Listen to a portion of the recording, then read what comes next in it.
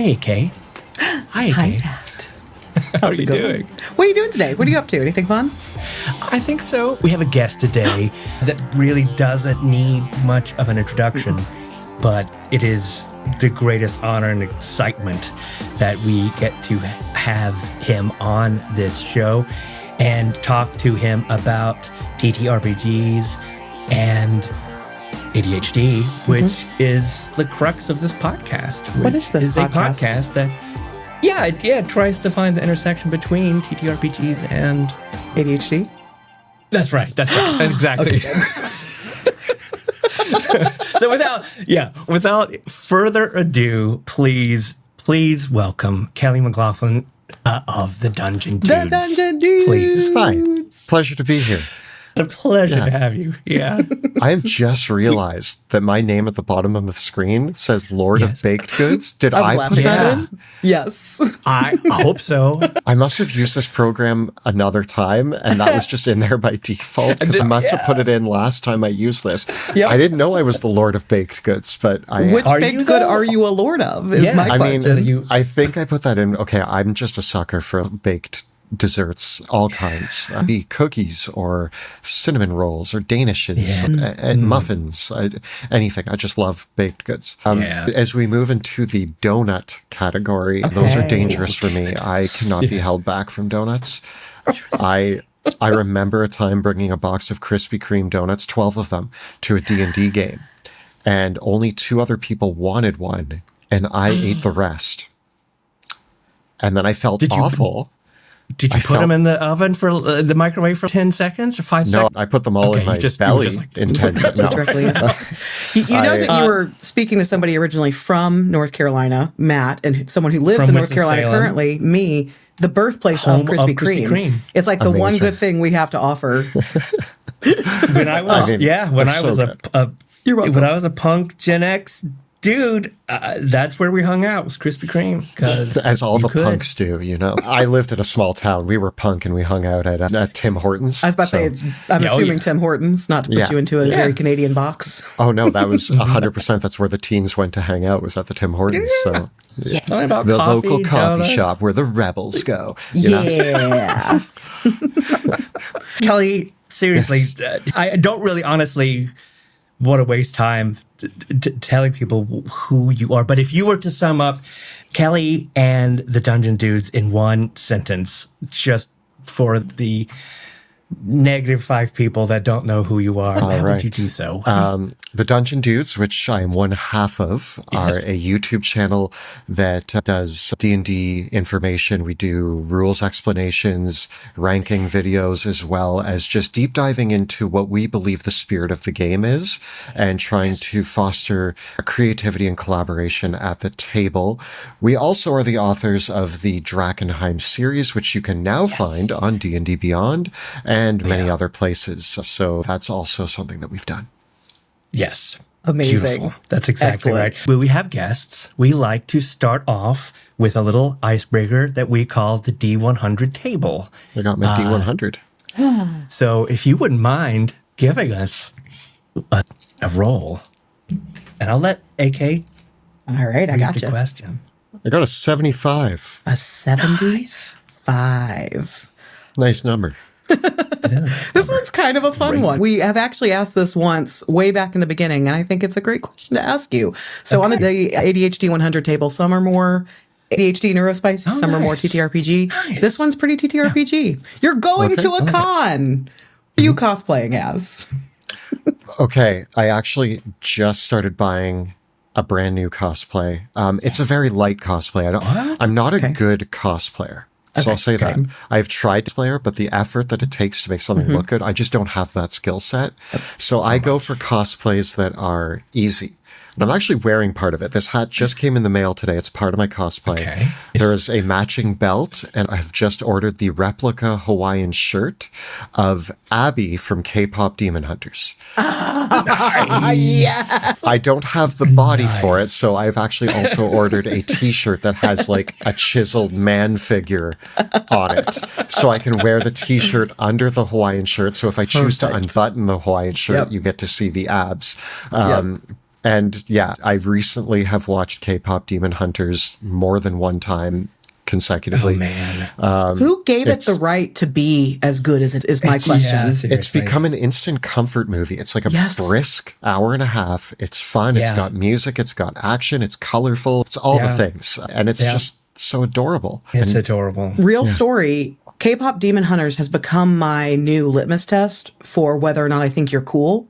Because if I say K-pop Demon Hunters and you've watched it and you obviously love it because I haven't found anybody who's watched it who hasn't yet, I know you're cool. Yep. If you're open to it, I also know you're cool. If you immediately dismiss it because of the name K-pop Demon Hunters, I don't think you're cool. So use that as you will out in the world, boys.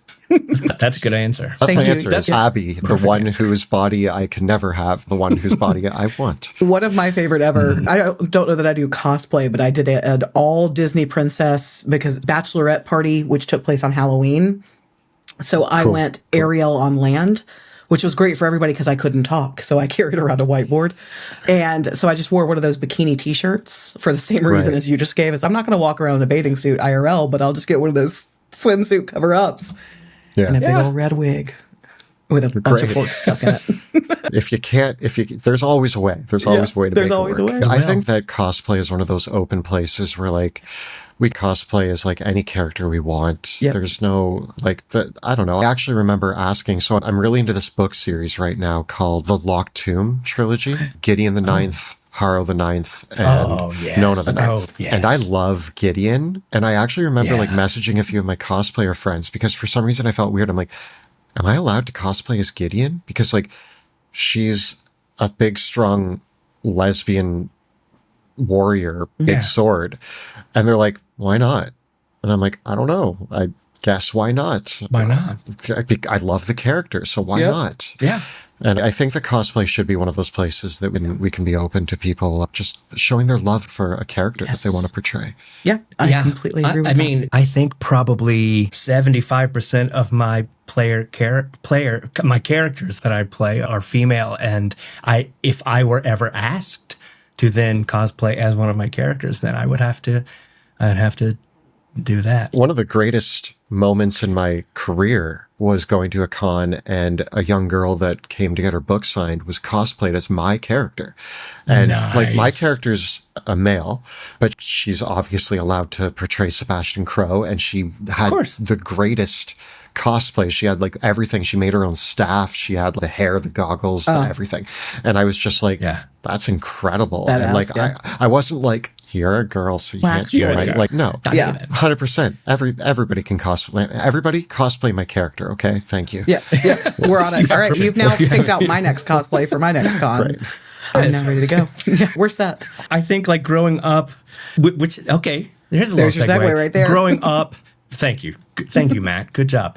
Growing up, I never, thanks to television and everything, I never thought that there would be a world in the future where little girls would be able to come and cosplay as Sebastian Crow without any worry. And now I just love this world the way that it gives me hope.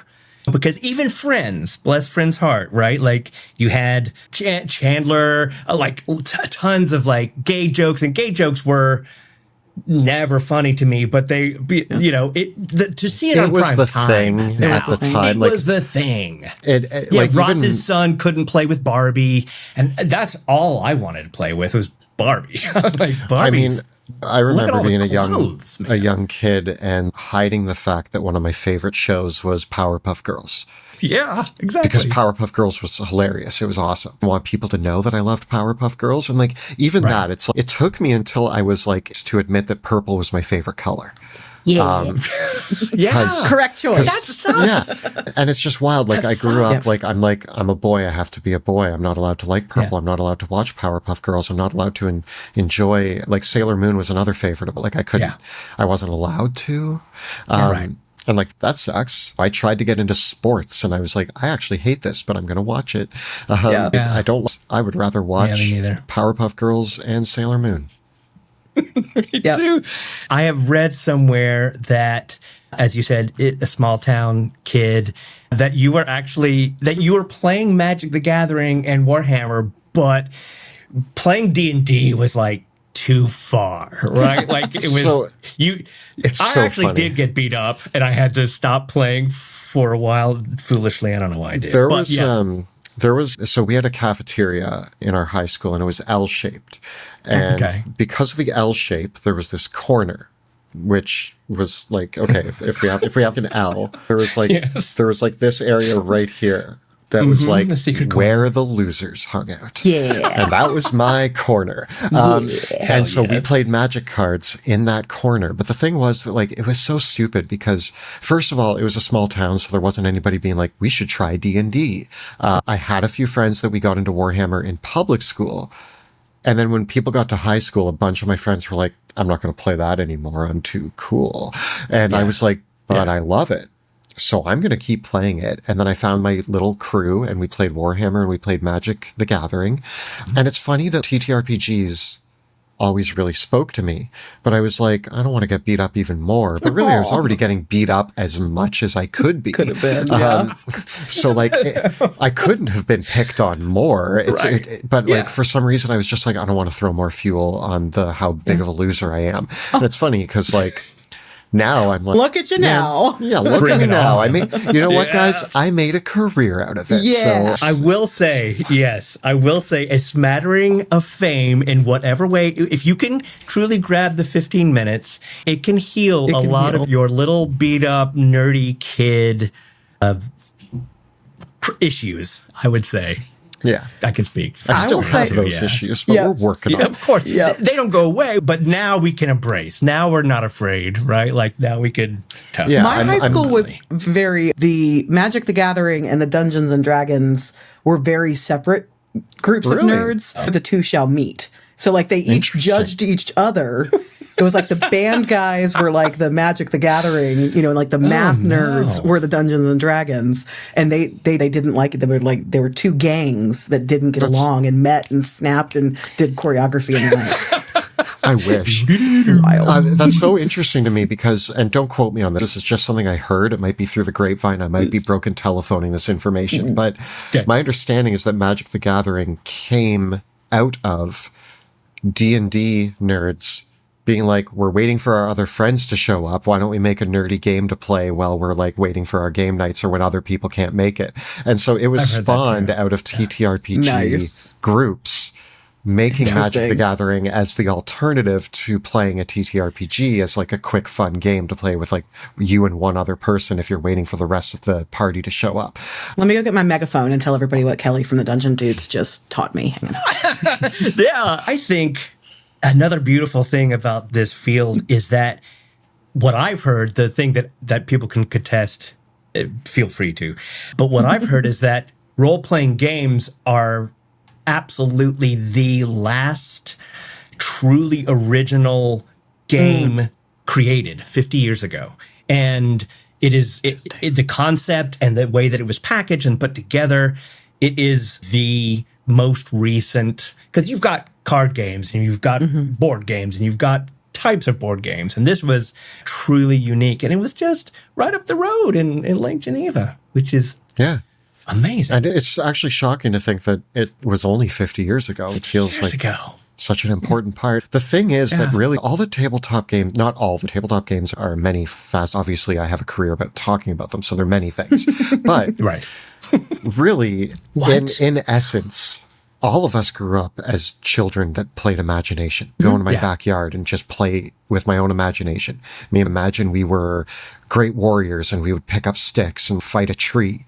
And that tree was a dragon. And you would just do that. And that was something that we did as kids. And somewhere, a group of people were like, what if we just put enough rules so that we aren't on the playground arguing about, no, I shot you, no, I shot you. I'm made of shooting resistant metal. So no, you didn't. It's okay if we can make enough rules so that we aren't in those silly arguments, but we leave the rest for us to continue as kids, as teens, as adults, whatever. to use our imaginations in that way. Yeah. And I think it really is, it's such a beautiful game because it allows us to touch back into that part of us that like a lot of people lose when they grow up. Yep. And I actually think it's such a beautiful part of us. And as I teach new people TTRPGs, the transition from like the first time they sit at the table and they're like, okay, so I roll the dice and I do that till a year in where they're like, I'm Bamboozly the Goblin and I'm going to ride my unicorn into battle. And you're like, you're great. Like you are amazing and you are having fun and you are just doing what you do best, which is all of us have an imagination and all of us should feel empowered to use that. And I think the more comfortable you get at a TTRPG table, the more magical it becomes because you start to realize that like your goofiness, your silliness, and your true authentic imagination is valuable in this game. Yes. Yep. You're looking at one. Allison just absolutely was never going to play Dungeons and Dragons. She was a sports person. She had a theater person, a sports person. And the pandemic happened. And she had fewer and fewer excuses. And my brother and I had wanted to get back into it. Luckily, coming back into it post-internet, there were people like the Dungeon Dudes to help us learn how to play this game. Yep. But it became our performance output, our writing output, our social connection, of course. And I've always said, speaking of Netflix, because you come to this game and without fail, it has to be a social contract, right? No matter what, you're going to a social experience. But beyond that, in theater, there's this mask work thing where if you put on a mask, you can do far more than you could without the mask on. And so D&D for us allowed us to meet people, but then not just talk about Netflix, what was on Netflix, but to really get into the heart of what we were fearing and dealing with and living through. And it saved our lives.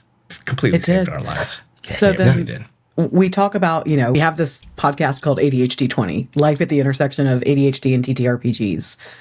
Yeah. And as Matt just described, I played my first ever session in 2020 as kind of escapism, right? But as someone with ADHD, I have a hard time focusing on things. Things do not hold my attention for a very long time, or they hold it and it's the only thing holding it. And that's what happened that day in my first session. We played for something like close to 6 hours that day, that very first time. It was a long game. And they had like kick me out of the Zoom room. They were like, we gotta feed our bodies and walk around and move and things. So my kind of first question to you as our guest, Kelly, like we just like hypothesizing, I wonder what the connection is for specifically the neurodivergent brains and something about TTRPGs that does seem to just make so many of us come alive, even the first time we touch something like that. Is that something you've experienced or have any thoughts on? I could speak to my theories and with my experience, but I don't know if any of these are like the answer to that question. Oh, yeah. We make it clear we're not doctors. We're not here to... Yeah, we're not doctors. We have no idea what we're talking about. Yeah. But I do think that one of the things... So it's interesting that you just talked about putting on a mask when it comes to D&D characters. You put on a mask of a character that you're portraying. Yeah. But I actually think that one of the things that ends up happening at a D&D table is for myself, and I'm going to go pretty deep here, but go in my normal life, I've been on this journey for a few years that I'm neurodivergent and discovering the truth of that. But for most of my life, I struggled to pay attention. I never felt like I was smart enough, or like I was told I was lazy. I was told I wasn't performing to the best of my abilities. I was told all these things growing up. And I grew up being like, okay, I'm lazy and dumb is just how I am. And you end up putting on a mask as a neurodivergent person so that you can be accepted into society. What's really interesting is I do think that when we sit down and use our imagination, it is a very true and honest version of ourself that comes out. Yep. And so what I think ends up happening with a lot of neurodivergent people is that you sit down at the table and you're putting on a mask of a character, but in truth, you're actually removing structures. And you get to another thing that I struggle with is I can be overwhelmed pretty easily by a lot of things and I get frustrated in the world that we live in that I often can't seem to control the outcome of some situations. Not that you can in D&D, but we'll get to the nuance of that in a second. Yep. Sure. There's a lot of control you don't have in the real world. If the world is in danger, I can't grab a sword and walk out my front door and say I'm going to do something. But in D&D, we get to remove the societal mask. We get to be our authentic selves at the table, channeled through a character that we have chosen to create. And I also, this is a tangent, believe that every character that we create, despite our best efforts, is a part of us that we're exploring. I actually, on our actual play, and I'm gonna call out a few of my co-hosts for the game that we play, but like, I've ran 2 characters. And not to get too into this, people can read into this as much as they want, but both of my characters have had major issues with their families that they need to overcome through the course of the game. And they also are both people who didn't think they were good enough and have had to prove to themselves that they were. Both of Joe's characters at our table wanted his parents to think he was doing a good job. And Jill's character, so this is interesting. Jill's first character was more about like logic and responsibility and all of that, which I think was a very valuable part of her. Then she got married and was planning to have a kid. And her second character was a grandmother who had 10 children and was going out and her children had children. And she was going out to fight on behalf of her family and protect them. And and you look at these things and it's so easy to be like, oh yeah, I know some of the essence of who this person is. I can draw those connections from the characters people play. There's always this like little thing that you're like, there's something in your life that you wanted to put out on the table, whether we were even subconsciously thinking about that or not. But for a neurodivergent person, I think we create a character that allows us to put a part of ourselves out there and then reasonably make an impact and go through a narrative that allows us to explore, understand, and refine these elements in a way that is on our terms that we actually do have some control over. Yes, the dice might not roll in your favor. But yes, you can grab a sword and go out and change the world. Life doesn't roll in our favor all the time. No, So And I think that's really what it comes down to for a neurodivergent person is I feel the least masked. Yeah. We did an episode about masking. And yes, we went down the Superman versus Batman route, which is we came to the same conclusion that you just said, that we're actually removing our personal masks. Have you played Masks RPG? Oh, yeah. I have wanted to. It is not. So much fun. Do really it together. Takes what you just said, and it's even more condensed into gameplay. It's really amazing. Because first of all, you're playing as angsty teenagers whose powers are developing, so they don't understand yet. And so there's so many parallels we can draw. We're all still learning to control, quote unquote, our powers, even here as adults. I'll also put a quotation mark on that. But the kind of decision we reached with that episode was people assume that Superman is the mask, but it's actually Clark Kent is the mask. And so like turning that on its head and examining it. And so it's everything that you just said about this is our time to, first of all, get about things that we feel like were handed to us or dumped on us or good, bad, or otherwise. So, I mean, Superman is such an interesting character for that reason that like he is Superman.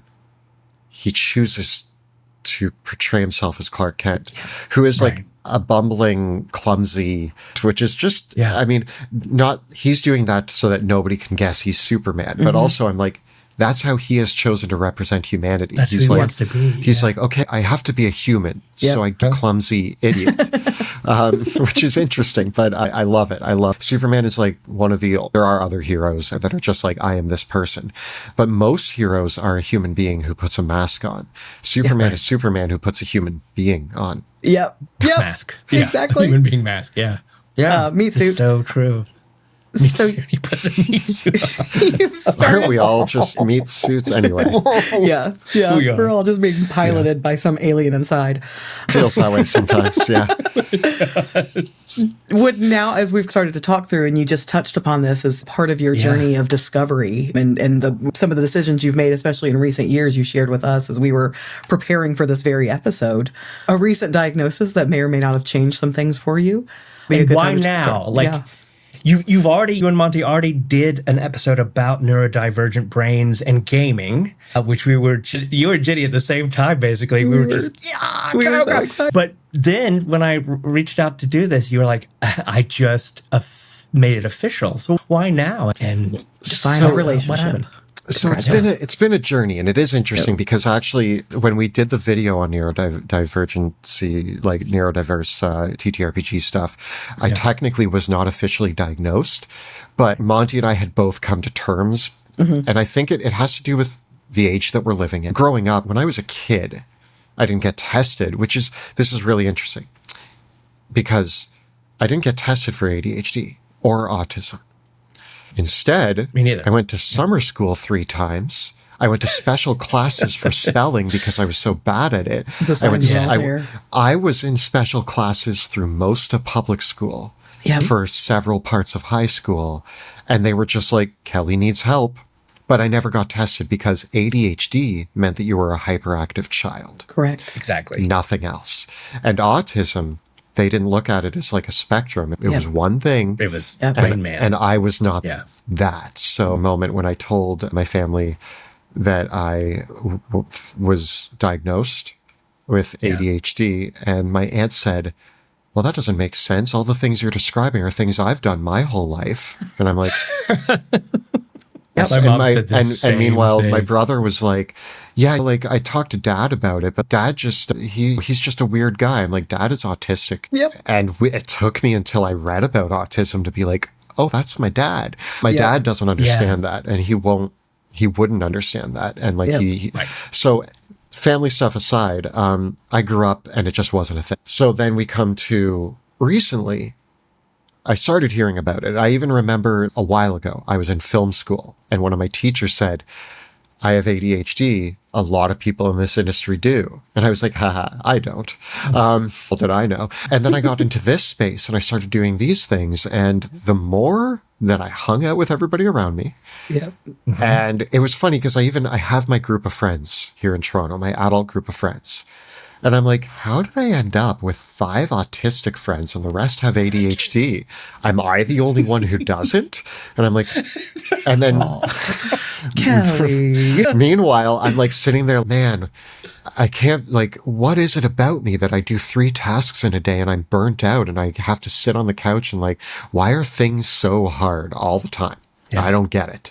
And then a bunch of my friends got official diagnosis. And they started talking about it. And I started talking with them about it. And their experiences were similar to my experiences. And the things they were struggling with were similar to the things I was struggling with. And I started reading a lot. I started looking at every article I could find on the subject matter. It's not the best source, but I now follow a lot of meme channels that are like ADHD and autism memes. And the fact is that like hard relate to everything that's posted. Like, and after maybe 2 years of my friends being diagnosed, me realizing that everybody I hung out with was neurodivergent, me reading everything and being like, okay, like I even started, and this is the journey. I started off being like, I may not be neurodivergent, but at least reading these articles makes me feel better about myself. And finally I was like, I'm just going to start saying I'm neurodivergent. I don't think I can stop this any longer. I don't think I can lie about this to myself. Stop trying to say you're not, and just look at everything around you, accept that you are. And when I started telling people I was, everybody around me was like, yes. And I was like, okay. And then as an ADHD person would, I was like, how do I get diagnosed? And then I'd be like, this is a lot. I don't know what I'm doing. And months and months later. Months and months later, I'm at a con, and Josiah, I don't know if Josiah, Dungeon Dad, really nice guy. We were hanging out at a con, And he said that he had recently been diagnosed with ADHD and autism. And I was like, oh, wow. And he's, yeah, there's this like Canada-wide thing that I went on, and I talked to a doctor through them, and he like told me all about it. And I was like, can you send me the link for that? And he was talking about how positive his experience was with it. So he sent me the link. And I got home from Gamescom Canada, and I started the process, and I talked to a doctor, and I filled out a bunch of forms, and we had a bunch of conversations. And just last week, which is ample timing for this interview, because I had told you that I would be on your show a while ago, and then finally it was like, everything's lining up. Now's the time. No, it really makes sense. Yeah. Just a week ago, I got my diagnosis, ADHD, mild autism. It was interesting. They were like, you tested positive for autism.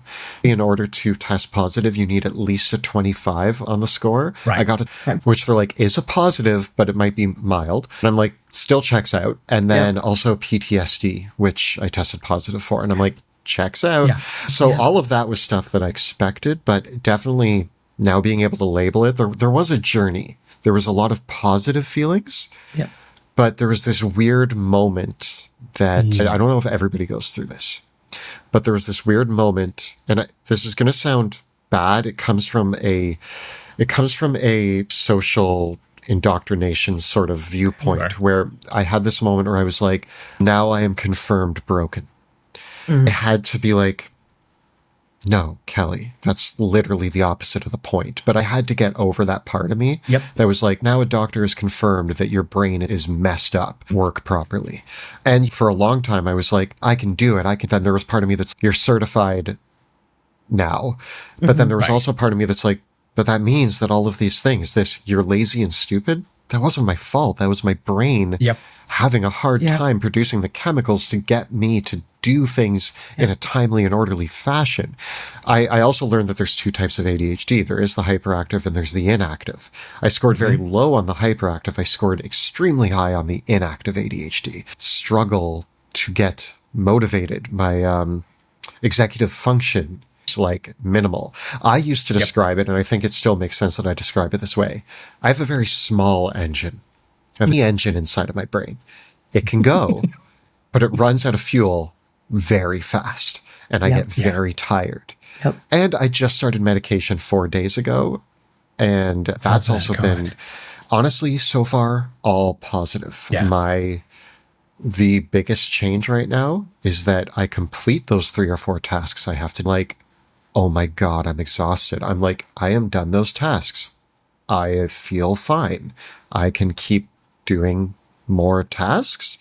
And then more things that I wanted to get around to. And that has almost shattered my brain. 38 years thinking that people get tired after they do 2 or 3 things in a day to being like, maybe that's not the truth. Maybe I can do more. And so that's my journey to get here. It took a lot of down the structures that I was born under, and a whole lifetime of people being like, you don't have those things. Right. And to be like, well, things have changed, and now we are much broader on what these words mean. And realizing the fact that I just kept relating to everything. I was like, this has got to mean something. Like, it has to. There's no way it doesn't. And now I have a doctor proving that I was correct in my self-assessment. Not to say I have a hard time, because I don't think anybody should self-diagnose, but I also think there is a lot of value in reading. And if everything you're reading relates to you, then I think it's safe to be like, I probably have this and I should pursue this further. We have very similar stories, both later in life diagnosed, which, as we've said many times, we're envious of kids today where it isn't as much of a stigma, or they just know so much more about it. Not that much, but they know a lot more than they did when we were little. And so the masking that you've done most of your life without even knowing it, we are still in the process of trying to undo some of that and forgive ourselves and not beat ourselves up. I wish I could say that the feeling of being broken is like something that I got over and then permanently got over. I still have plenty of times where I'm like, but next step for us was doing this podcast and creating a community where if we ever forgot that we were alone, which we do plenty of times because we have a terrible working memory, if we ever forget that all we have to do is find the friend and say, hey, this happened to me today. I totally understand it. Everything that you're saying, we're just nodding, because that for me, I did the same thing as you pre-internet, but I read this book and the shock, I just dropped the book like fully stunned that it was explaining all of these things that were happening in my brain that I thought was just me being super duper broken. But now I know I'm broken and I have people around me that can help and, but also talk to you and learn from. We're not like, okay, I actually heard this really interesting thing that I think is brilliant. Okay. Yeah. And it was when I told one of my friends that I'm like, I did feel broken about this. And they're like, in like prehistoric, maybe not prehistoric, like dinosaurs, like caveman, in the hunter-gatherer era. Oh man, to say this. Somebody who had ADHD or autism. And it's like, hey, Jim over here knows every type of berry in the woods and can categorically tell you which ones are poisonous and which ones are not. So he's in charge of berries. And Jim's just over there being like, love berries. They're my favorite thing. I can tell you everything about every single berry. And this was actually intrinsic to like our survival. The people who had special interests and whose brains were like hyper focused on things allowed them to be better at survival in those instances. So like yes, we are broken on a sense of the society level. And unfortunately, I have a lot of opinions about the society that the world has built around us that is horribly flawed and designed. Anyway, it's designed in a way to actually separate most of society from itself. But we still are actually super valuable in society and like as much as society wants to be like, you don't work on the 9 to 5 schedule that we have the only way for you. It's okay. No, but I am very adamant about certain things and I'm very calculated about certain things. And those things, if you put me to a task that involves the things that I am adamant and dedicated to, you're going to get the best results you could ever imagine. If you put me in a room and say, do math, sorry, but you're not going to, don't ask your accounting. For 8 hours. Yeah, exactly. Don't. It won't get done and you'll get the wrong numbers. But I don't know, ask me to sort things by color and I'll have a blast doing it. Yep. I can't believe that you specifically mentioned that because the book that I was just talking about, ADHD, A Hunter in a Farmer's World by Tom Hartman, is interesting. He's the first person that came up with that theory. And so this book was so beautiful in that it was describing people with ADHD, but then also gave me that, okay, so yeah, sure, broken in today's full gathering society. But the reason that it works this way is because I would have been the dude that could run after that wild hare and then flip over to that wild hare if the first one got away. So much easier than my gathering friends. That's so funny. Yeah.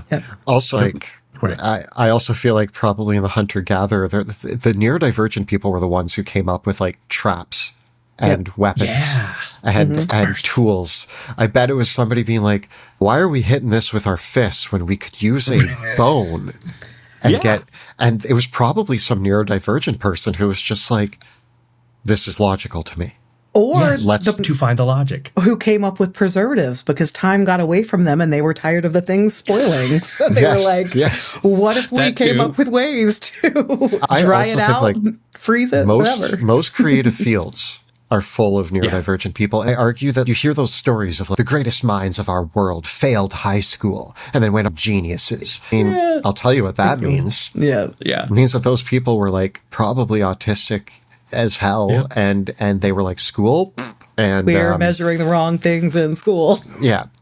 Oh man. All we do is armchair diagnose every human being that we know and love. And it is fun, but we always have to say that we don't know what we're talking about. But yes, 100% agree. And And for you, or anybody else listening to this that is either chasing a diagnosis or recently diagnosed, allow Matt and I just a second to be your neurospicy big brother and sister and validate almost everybody, ourselves including, that have had an adult diagnosis, which, as Matt mentioned, we both were diagnosed as adults as well. And I'm actually currently flirting with chasing down an autism diagnosis myself. Yeah. Everybody has some kind of crash. Everybody's looks a little bit different. Mine, I had an anger as a woman because I was showing all the telltale signs of a hyperactive little boy. And it was like, she can't be neurodivergent. She's a girl. And things like that. And there were ways that I could have been helped a lot sooner that just gender norms did not offer them to me. Yeah. Right. So there's some kind of crash we've learned for everybody who receives a diagnosis in adulthood. It is, I don't like to use this word, but it is the most normal part of all of this for any of us. We've learned is that there's going to be some reaction to it that then is going to make you go, wait, am I supposed to be thinking that? Yeah, it's if that helps. Yeah. And in the end, we are all actually vital and useful and wonderful in our own way. And there's no way I would be doing what I'm doing if I wasn't neurodivergent. Right. I wouldn't have written 3 books about D&D if I wasn't neurodivergent. So That's on our list too, Yep. actually. We have asked all of our incredibly creative guests that have done things that we look at and we go like, how do you do that? How did you get that done? Knowing how my brain is, how did you get that done? How did you, we've asked writers, like, how did they focus and get that stuff done? And you have a partner, you have partners, I'm sure, but Monty, especially, as another dude, I'm sure is a big deal. Allison is that for me. But yeah, what you say that it's because of your ADHD that you created those things, but talk more about that. Cool. The first thing I will say is that there is a major element of the partnership. Like Monty and I both, we pick up slack where the other person isn't. And it usually goes in like tangents. Like I'll come in, when we're writing a book, I'll come in and be like, dude, this week I wrote 10,000 words. And I wrote 3.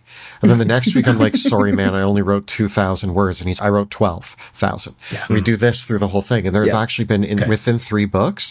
First book, a lot more Monty went into that. Okay. Second book, a lot more me went into that because we were in different places. Third book was actually pretty dead in the middle. Yeah. But the interesting thing is that I also had to learn to be gentle and understanding with my brain and the way it needs to work. I'm a very person. One of the things that my brain does is, and one of the reasons why I love doing what I do is I've always said that probably one of the strongest aspects of me, if I have a superpower, it is that I can't stop imagining. I just keep creating. I will watch a movie. That was a good movie. But what if it had told this story instead? And what if the characters had done? What if they were, instead of in space, what if they were in medieval times? And now I've written a new movie that's a different, and I'm like, oops, I just made something brand new. So I'm always thinking, and now because I create for D&D, I watch a lot of superhero movies. I watch a lot of movies in general. And I'm always like, what if they were a D&D character? What would that look like? Yep. I just wrote a new subclass. It's available for our patrons. It's a monk that teleports a bunch. And I won't go into the nitty gritty details, but it's a monk that teleports a bunch. And people were like, when I handed it to the patrons, I was like, hey guys, author's note. And I just sent a GIF of Nightcrawler from X-Men. And everybody was like, oh my God, it is Nightcrawler. And I'm like, yeah, it is. But I'm like, how do you make Nightcrawler in D&D? Let's make a subclass that is the monk that teleports. Anyway, back on track. So I'm constantly imagining. And the great thing is that I love Drakkenheim enough that I have so many stories to tell. The hardest part for me is that up here is probably 8 books worth of content. Get onto the page is actually the difficult part because I cannot do it fast enough. The hands do not go as fast as my brain wants them to. I actually am notorious, Monty. So when I'm in creative mode and we're starting writing a book, Monty constantly, the audience knows this, Monty constantly has to be like, Kelly, I'm sorry, we have to throw half of this out because we have here's an example. for our world book that we did, Sebastian Crow's Guide to Drakkenheim. Yeah. I wrote 12 pages on the lore of the dwarfs in our setting. And Monty's, we have to fit in the history of the main continent. He's the dwarves. You need to get this down to 2 paragraphs. And I'm like, that makes sense. But the other thing I had to be forgiving with when it comes to the books is when I don't feel like writing. And sometimes I've realized I don't need a long break. I can write and I can run out of fuel very quickly. I'll write, I'll get like 2,000 words in and I'm like, and I'm done. And I'm better at knowing and being like, if I push any further, it's just going to be good. So then I go games for an hour. Yeah. Then I come back and I write for 2 or 3 more hours. Yeah. And I actually do this thing now where like me and Monty are actually opposites on this. I'll wake up and first thing in the morning, I sit down and I write until I can't anymore. Then I'll go and I'll make breakfast. Then I'll play video games or something. This is if I'm dedicating a day to writing. Okay. Then 2 or 3 hours will have gone by. Breakfast, video games, I'll relax. Then I'll sit down, write as long as I can. If that's 15 minutes, fine. Then I'll go play video games again. If it's an hour, great. If it's 2 hours, amazing. And then some days I wake up and I sit down and stare at a blank page and I'm like, all right, not today. Yep. Not today. And yeah, we have deadlines, which is the tough part. Yep. But that's where Monty and I go into like kind of burnout mode. And I won't say it's healthy. Yeah. 2 months before the deadline, it gets a little ugly. And it's, it is tough because Monty and I go into pushing ourselves mode and we do alternate where like there'll be a day where I'm just like, I can't, man, I can't. And I'm going to work on it. And you pick it up tomorrow. And I'm like, cool. But then even tomorrow, I'm still a little burnt out, but I'm a week to get this book finished and we're in the home stretch. It's always the home stretch that kills it. Creating the ideas for the first 6 months of writing the book. I'm creating ideas and I'm like, I love writing way too much about all of these things that I enjoy. Then there's a few months where I'm like, oh man, another stat block, another rules clarification. And then it gets to the final months and it's, does this all make sense? Does it all flow together? Now I'm looking at the nitty gritty details of rules and I hate that part. It sucks. Yeah. Writing the lore. I love writing the fantasy. I love writing new subclasses and their abilities. But then when it gets to, does this do too much damage? Let's compare it to the other things of this level. I'm like, God, I don't want to. But the going back over the find, But eventually we hand it in, and then we have a lovely group of editors who do an amazing job and also know D&D, so they will write us back and be like, this seems a little high. And we're like, all right, cool. Make it a D10 instead of 3D10. Great. Thumbs up. Cool. So thank God for our editors. Yes. But yeah, I love writing. And I now understand. We also told Ghostfire, our publisher, that the 3rd book, we launched the Kickstarter before we were finished the manuscript. And that was a terrible, we're like, for our next book, we're going to let you know when the manuscript is like in those final months. Yeah. And then we can announce when the Kickstarter is going to be. Yeah. And that way we have like 95% done by the time the Kickstarter goes up. Yeah. So that's something we need. And we've learned this over 3 books. Each book gets, I'd like to say a little easier, but also every book is different. An adventure, a world setting, and a monster book. And then the monster. And each one has been a new set of challenges. I understand myself as a writer more with each one. Yeah. Not knowing anything about you, I could have pegged, at least, especially the monsters, that there was at least a vague neurodivergent brain simply because of the extras that you added. I'm not saying that you were the first people to ever add them, but the bit of flavor text, the motivations, where you would normally have to go to Mr. Armand. Anyway, monsters do what they want to do, or whatever that's called, or this, there, and pull them all together, and you so kindly, in one page of stat blocks, I bet that's an ADHD thing or something. I will talk a little bit about that. Monty and I, both neurodivergent people, we have issues with monster books. We know how to use them. We're fine with them. I don't want to say anything bad about the people who created them or wrote them. Amazing work. Yeah. But when we sat down to make our monster book, it was like, I wish that monster books had more tools for you as a D to read the monster and go, I have everything. Some people will just grab the stat block. Be like, I have a stat block. I'm ready to go. I'm making up my own thing. Yeah. But other DMs want to know you read the lore of a monster and you're like, that gives me so many ideas on how to integrate this into my game. You read its combat tactics. You're like, now I know how to run it at the table. Yeah. What abilities should I be focusing on? Yeah. Sometimes it's not always clear. And the little bit of the descriptive text, Monty's way better at descriptions than me. I write descriptions, but at the table, Monty can just be like, you see a hulking, blah, blah, blah, blah, blah. And I'm like, you see a warty dude, he's big and he's a troll. And my players are like, sick, a troll. And I'm like, yeah. Sick troll. Whereas like just writing that bit of descriptive text, even when I'm the one writing it, like I can sit down and write it. But then at the table, I can be like, a mound of gross flesh, blah, blah, blah, blah. Like, and it's way more evocative. And I'm like, I just wish all DMs had these tools. And you know what? One page, we do it all.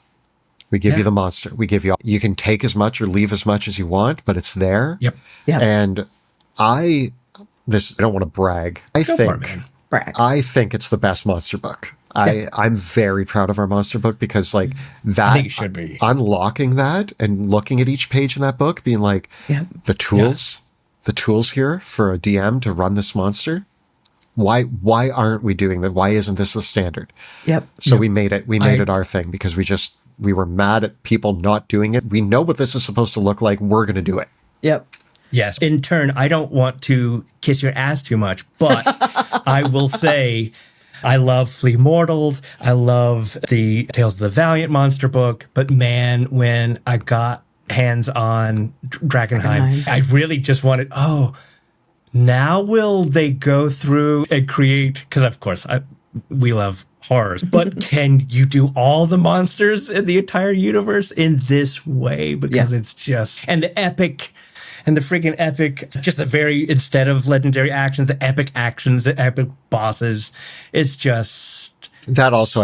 I feel like we nailed something because I was sick of legendary monsters. Legendary monsters pissed me off. They didn't feel good at the table. Monty and I look at everything that's out there and we go, what are the things that have bugged us about the status quo of how these are presented? What do we wish we had? How did we wish this looked? And the fact that we've gotten feedback on all three books, our adventure book has been praised as being like the easiest for a DM, like the flow of it, the nature of it. We've heard a lot of praise to be like, it is such the easiest compliment that we got, the most simple way of putting it was, it is a book clearly written for DMs by a DM. Right. And when it came to epic bosses, we were like, what makes us upset about legendary monsters? It's this and this. What do we wish that felt like at the table? Yep. Here's the issues. How do we resolve those issues? So we created a system that ended us with epic bosses that I'm like, this feels way cooler. Yep. I feel like there is, for ADHD brains, there is the Kelsey Dion and Evan at Nimble way of doing it, which I think is also gorgeous in that it's like simplicity and it's like, you do need to use your imagination. You do need to fill in some blanks. But for ADHD, it's like less is more on a page. That is amazing. But the flip side is Drakkenheim and the way that y'all have written it and giving you the tools instead. Don't flip through pages. Please. I grew up with Choose Your Own Adventure and the ability to have everything that you need and then now go to this page. Even the Monty Cook stuff does some of that, which I'm super appreciative of. Just stuff in the help me get from A to B. Because my brain's going to have a hard time with that. I hate opening. This is hard to avoid. I'll even admit that it's hard to avoid in our book. Sure. But I can't stand when I'm running out of a physical book at a table and I have 4 or 5 earmarked pages that I'm like, all right, you're fighting this monster, but then also I need to switch over here because the rules for this thing that you're dealing with are over here. And then where's the adventure page of the adventure we're actually in? Oh, it's in the middle. And it's also why digital tools have been so helpful of like, I can have tabs open, which is much easier to flip through than a book, but it's part of how it's impossible to avoid because no matter what Drakkenheim book, it's okay. The rules for contamination are at the back. So if you need to look up those rules, yes, you have to flip to the back. We can't repeat those rules every time we mention contamination. Right. But for the most part, we tried to put things where you would reference that so that it was like, I am looking at this page. It tells me that I need this. It is also right here. And I just find it's very helpful for us. And so we design books that we can read and we just assume that if it's benefiting us, then it's probably benefiting a lot of people. Yep. That is the rule in our day jobs. We still have day jobs. We are web developers. Everyone's always asking about SEO, SEO, SEO. And I was like, well, look, if you allow us to make your website completely web accessible, you're going to get more SEO because of the ease of use, because of the extra tools on one page that you're going to get by hiring an SEO specialist, I think. Yeah.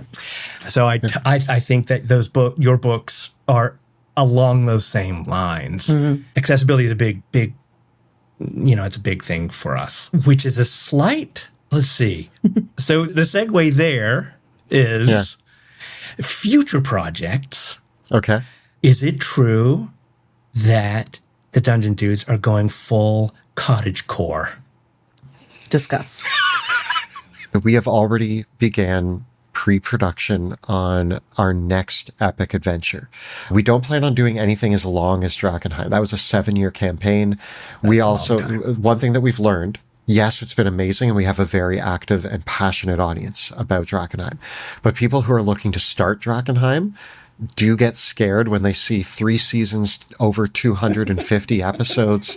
They're like, maybe not. Yeah. So our next epic is going to be 4 seasons of 12 to 16 episodes. Okay. Nice. So it's going to be much tighter of a campaign. We've began work on it. We mostly have our characters done. I'm going to try not to give too many spoilers, although I love talking about it. It is called Seasons of Silence. Ooh. And this is a story about non-heroic characters living a humble life who are then thrust into heroism through circumstance. So this is very much, I don't want to spoil anything. It's probably not sticking to the cottagecore the entire run of the campaign, but I can assure you that we are building a world. Like Monty and I had a blast. We sat down. We do this a lot on our drive home from a con. It was a 9-hour drive. We just started listing names of places that were in this world. You start in the village of Quiet, and the humble river. There's River Sweet. Bustle is the bigger city's name. We have all of these, we were just writing down every quaint and cute and cottagecore It's so vibe. hot right now. It's so hot right now. And Monty's rule for us for this campaign.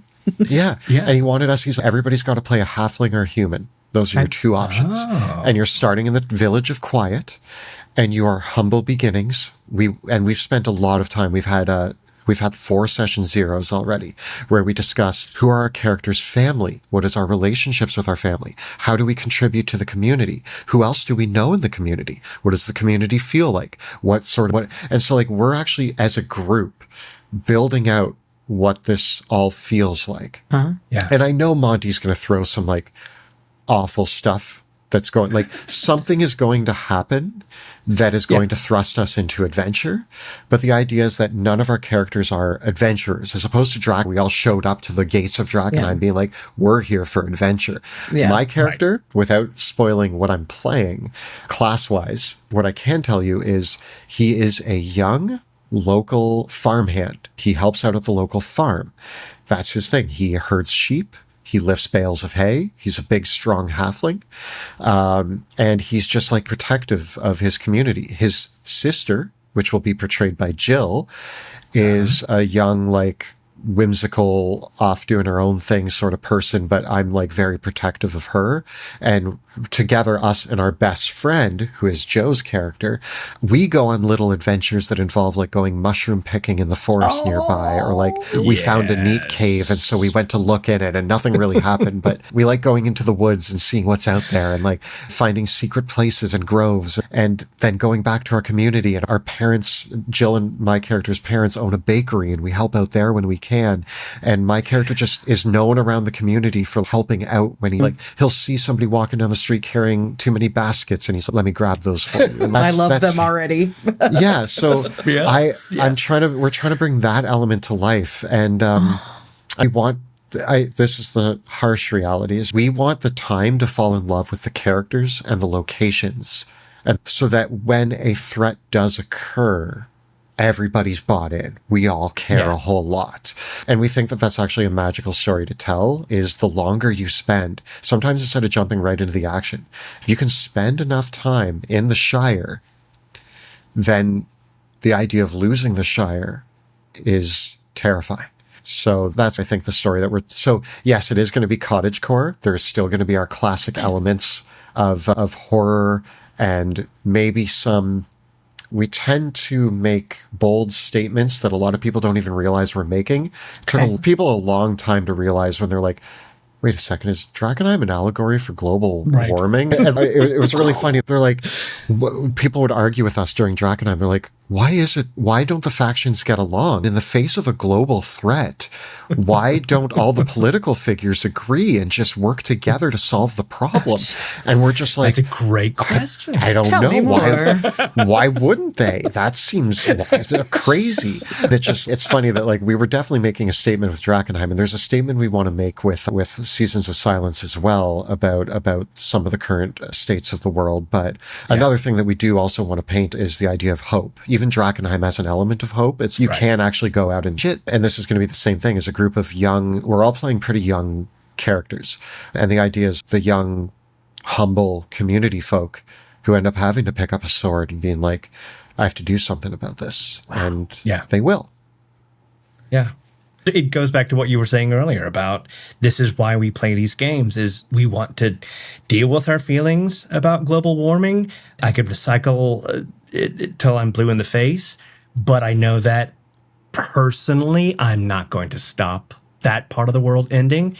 But in game, I've all the turtles by flipping from plastic straws. Okay, you did save all the turtles. I forgot about that. But generally, it's at the table we can deal with it, and then sharing those stories is kick ass. And it's the rich corporate.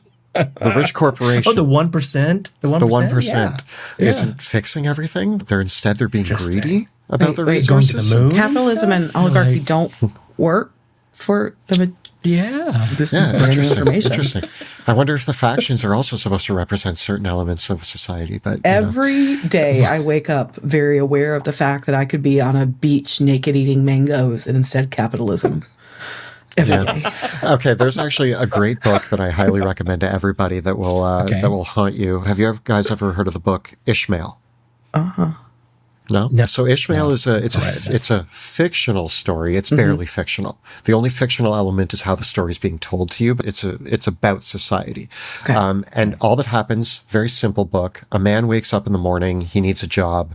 He's looking in the paper and he sees an ad that says there's like a job that is, you have to go and listen to my story. You'll get paid, must have an interest in saving the world. Okay. And he's like, I have to go. And so he goes into a room and he sits in a chair and a curtain raises, and sitting across from him is an 800-pound gorilla who speaks. And the gorilla proceeds to tell, the gorilla's name is Ishmael, and proceeds to tell this human his story. And through that story, you get a very intense lens from an animal perspective into what humanity has done, and how they are behaving in terms of to the rest of the animal kingdom, what it looks like. Yeah. And I read that book, and about halfway through, I actually had to set it down and just be like, am I ready? Am I prepared to accept the message that I'm about to receive from this book, which is that we're all screwed and we have done this ourselves. And I was like, I had to set it down for a month before I was like, time to finish it. And then I kept reading to the end. And I was just like, it sucks to hear, but it was a beautiful book and it's brilliant. It really makes you look at things. It makes you realize that, I don't know, we could have done things a lot differently in this. And I think a lot of us play these fantasy games because the idea of changing the world is beautiful. And it would be amazing. Of course, we in the United States, half of us in the United States feel like we absolutely fell into the darkest timeline. And that feels awful. That feels really dumb. But this is how we get through days. This is how we get through the days. I know that we're in a better situation than you being in Canada, but I'm sorry for this metaphor. But I'm like, we're the apartment above a Above the meth roach-infested. lab. Yeah, meth lab. really And no matter what you do, the roaches are now creeping into. The roaches are not the people. This is So not a metaphor sorry. about the people. Sure, yeah. This is a metaphor about the problems. Yeah. The problems are the roaches, and they're like, because we are your upstairs neighbor. Yeah. Those Yeah. problems are surfacing here as well. Just Not as apologize highly, over but it's and just over. like. If you wanted to adopt us so we could move to Canada. So if you're telling us, then we'll come up there and then we'll all go to Europe what's- together. It'll be what's fine. Steph? Yeah.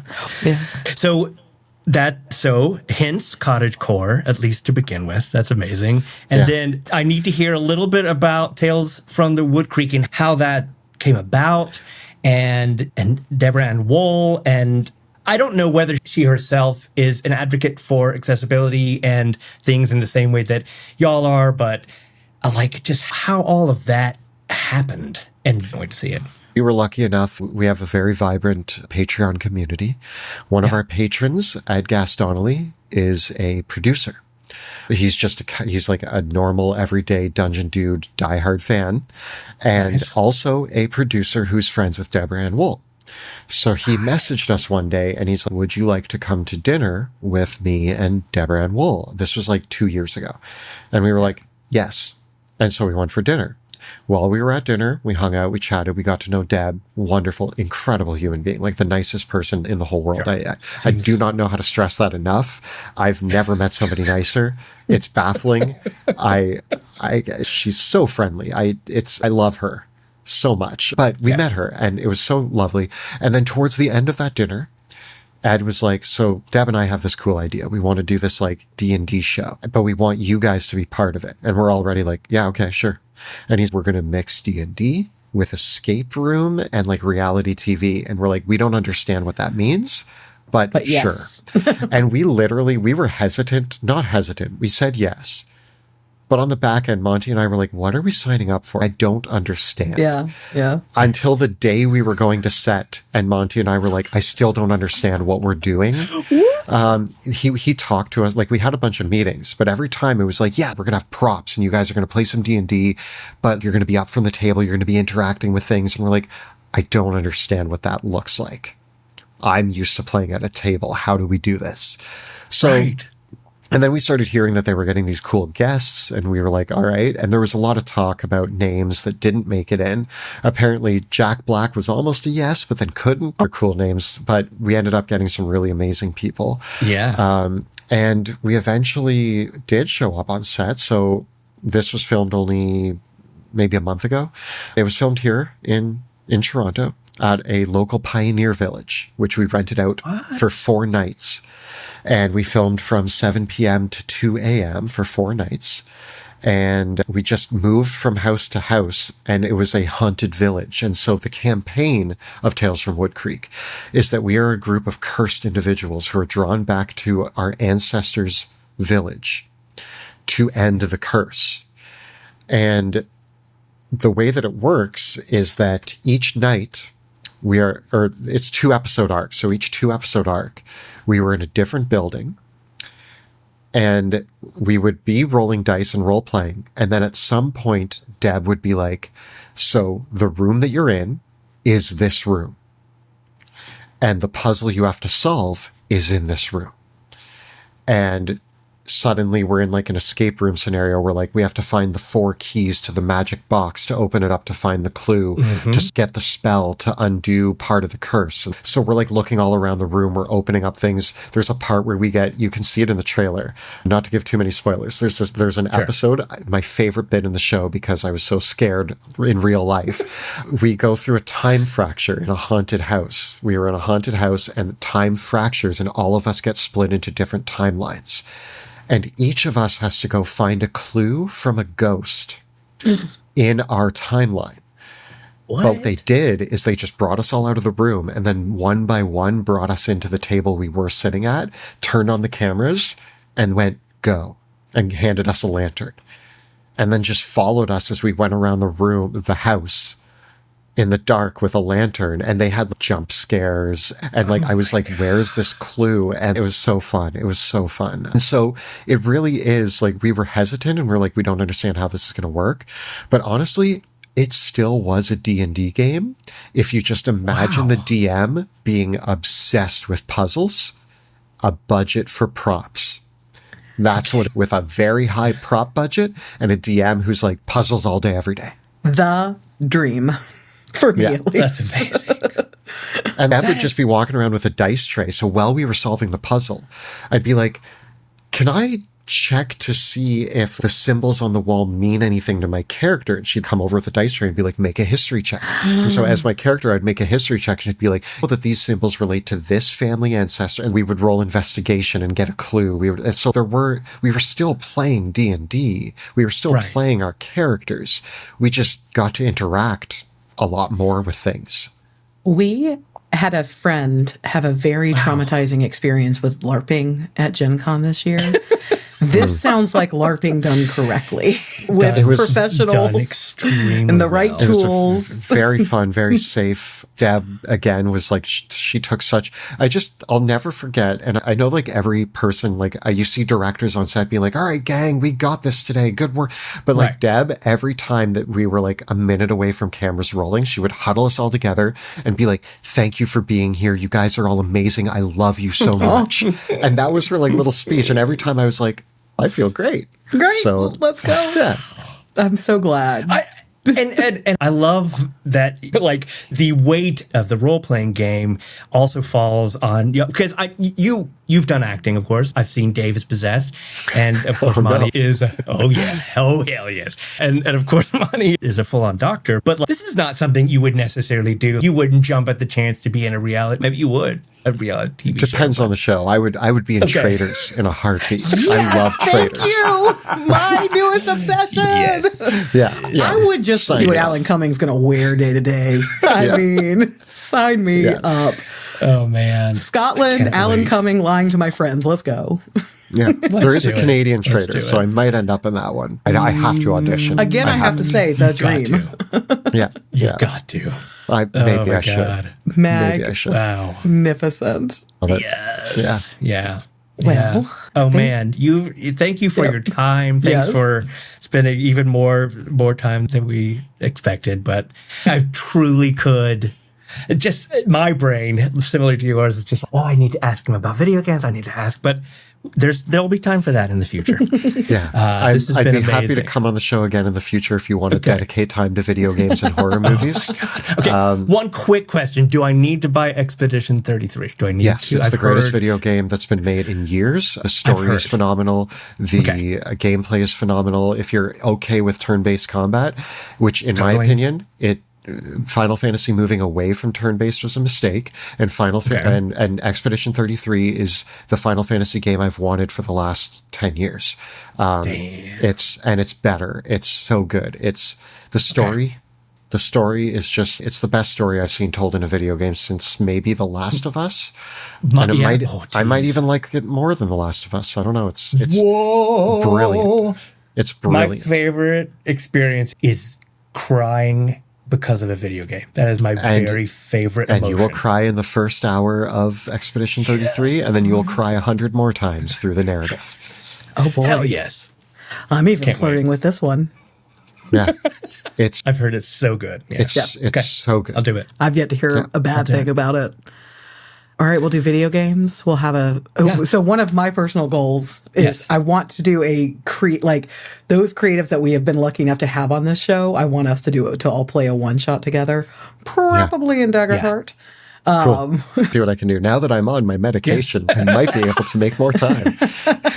One more task. It's fun finding time sometimes. Yeah. It is fun. Yeah. Amazing. Well, this was so great. Yeah, we loved having you here. Great. Thank you for saying yes. And thank you so much for having me. Our little therapy sessions. For everything. Thank you so much, Kelly. You're the best. Thank you guys. Fun. Yeah.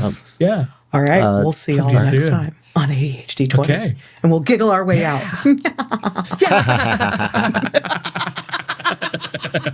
We really do. That's all we do. It's just music fades. ADHd20 is brought to you by The Pocket Dimension, created by Matthew Bivens, Allison Kendrick, Evan Bivens, and Anna Fitzgerald. Our Discord community is where neurodivergent minds and tabletop adventures collide. and it's open to everybody. We would love for you to be a part of it. You'll find the link in our show notes. Want early access and exclusive content? Join us on Patreon, where you can even play in monthly games with us. But the best way to support us is to share ADHd20 with someone who would love it. Thanks for listening. And we'll see you in the Pocket Dimension.